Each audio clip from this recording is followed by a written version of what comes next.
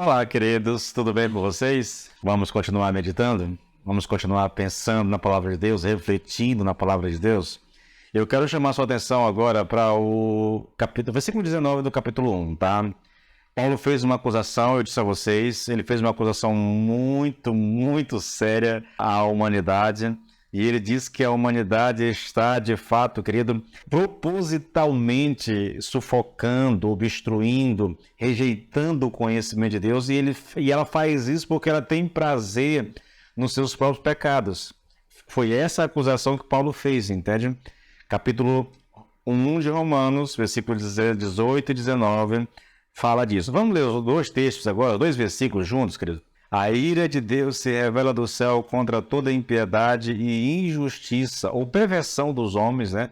Que detêm a verdade pela injustiça, porquanto, ele está explicando o que ele disse acima, porquanto o que de Deus se pode conhecer é manifesto entre eles, porque Deus lhes manifestou. Então, feita a acusação, Paulo passa a provar o que ele disse, né? E aí nós vamos provar da seguinte forma: nós vamos responder essas questões e aí isso traz essa prova, tá bom? Quais são as maneiras pelas quais Deus manifestou esse conhecimento à humanidade? O texto diz que o que de Deus se pode conhecer é manifesto entre eles, porque Deus lhes manifestou. Então, como é que Deus manifestou, querido, esse conhecimento à humanidade? Vamos colocar de duas formas. Primeiro, de duas maneiras, né? Primeiro, interna, né? Deus manifestou isso internamente e depois externamente. Vamos olhar aqui a questão interna. Deus manifestou neles esse conhecimento. É o que o texto diz, tá bom? É uma declaração forte, mas é o que o texto diz. O que se conhece Deus é manifesto entre eles. Tá? Ou você pode optar, está disponível a eles. O que isso quer dizer, querido? Que existe na humanidade eu vou chamar isso de um senso de Deus. E aí eu vou citar alguém aqui que eu admiro muito, né? Fez um comentário a respeito disso. Ele diz assim: olha, não importa aonde vocês vão, não importa quão primitivas sejam as tribos pelas quais vocês passem nas partes mais remotas do mundo, vocês nunca encontrarão um ser humano que não tenha dentro de si um senso do ser supremo, um senso de Deus. Até o homem que diz que não crê em Deus e que se gaba do fato de ser ateu e faz o máximo que pode para sufocá-lo, ridicularizá-lo e pô-lo fora, mas ainda assim, mesmo agindo dessa forma, Deus ainda continua lá. Esse senso de Deus ainda continua lá. Veja, nós temos aqui algo assim para se pensar muito, algo que nós devemos levar a sério mesmo, muito, querido. Nós temos aqui a ideia de que Deus colocou no ser humano, dentro do ser humano, um senso, um sentido. Eu não sei nem como é que eu coloco isso para você, tá?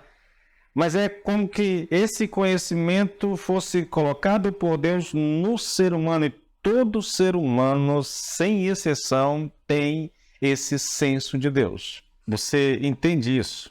Tem consciência desse senso? Vamos tentar colocar isso aqui, vamos tentar tornar isso um pouco mais prático. Muito antes de conhecer Deus, de ser alcançado por Deus, de ser transformado por Deus, lembro demais, ano de 1983, 84, mais ou menos por aí, tá? Eu, um adolescente, pré-adolescente na verdade, né? Eu tinha uns sonhos e eu sonhava morrendo e eu entrava em desespero por causa disso, porque a morte naquela época, a compreensão que eu tinha da morte naquela época era que eu morria e o sonho era, eu ficava sozinho no universo e eu não conseguia ver ninguém, nenhum amigo, nem ninguém conhecido, nem ninguém, de forma alguma. E aquilo me dava um desespero na alma, porque eu não sabia lidar com aquilo. Então, muito cedo, com 10 anos de idade, eu já sonhava com essas coisas. 12 anos de idade, eu sonhava com essas coisas. Então, eu sabia que existia alguma coisa além da vida que eu estava vivendo. É lógico, fui criado num lar católico, né? Então eu sempre ouvi falar de Deus, mas aqui não era estranho. Não havia um conhecimento bíblico de Deus. O conhecimento que a gente tinha era o conhecimento que era passado de pai para filho, aquela coisa toda. Eu não tinha informação concreta, eu não tinha uma Bíblia para ler ou algo dessa natureza, entende? Aqui não era estranho, mas eu tinha aquele conhecimento. Então, o ser humano, todo ele, querido, e aí eu posso citar exemplos de outras pessoas que sempre tiveram essa consciência de que há um Deus, de que há um Criador, de que há alguém que governa esse mundo. A gente pode não gostar da ideia, a gente pode rejeitar a ideia, pode lutar contra ela, pode tentar sufocar, que é a acusação que Paulo faz aqui, entende? Mas o fato é que o ser humano sabe que existe um Deus. E é assim porque Deus colocou esse senso dele mesmo no ser humano. O Agostinho diz, né, que o ser humano ele tem um vazio dentro dele do tamanho de Deus. E só Deus pode preencher esse vazio. Na literatura, querido, seja literatura religiosa ou secular, você vai encontrar muitas pessoas falando sobre isso. É um fato, na verdade. É um fato, entendeu? Não há nem muito que se discutir isso. Mas eu queria chamar essa atenção exatamente para isso. Você tem consciência disso? Tem consciência de que existe um Deus? Você crê que existe um Deus? Se você crê que existe um Deus, qual é a sua reação a esse entendimento? O que você vai fazer da vida com o fato de saber que existe um Deus? Há um Deus no céu, há um Deus poderoso, há um Deus que é santo, há um Deus que é justo, há um Deus que é reto, há um Deus que um dia vai requerer de mim uma prestação de conta daquilo que eu estou fazendo. E como é que você lida com tudo isso? Ou você não acredita que essas coisas vão acontecer, que isso exista, que isso é apenas a ideia de alguém, sei lá, que está muito cansado, né? Que está muito entediado, ou que não tinha razão para viver, mas se apegou a essa questão bíblica, como alguns sugerem, né? Você pegou essa questão bíblica e ele crê num Deus que vai trazer um pouco de paz para ele, um pouco de satisfação, um pouco de sentido de vida. A vida é tão sem sentido, ele precisa de alguma coisa para dar sentido, então ele opta por crer em Deus. Muita gente faz esse tipo de acusação a respeito dos cristãos. Eu queria dizer a vocês, querido, que isso é um entendimento louco, sabia? Muito louco.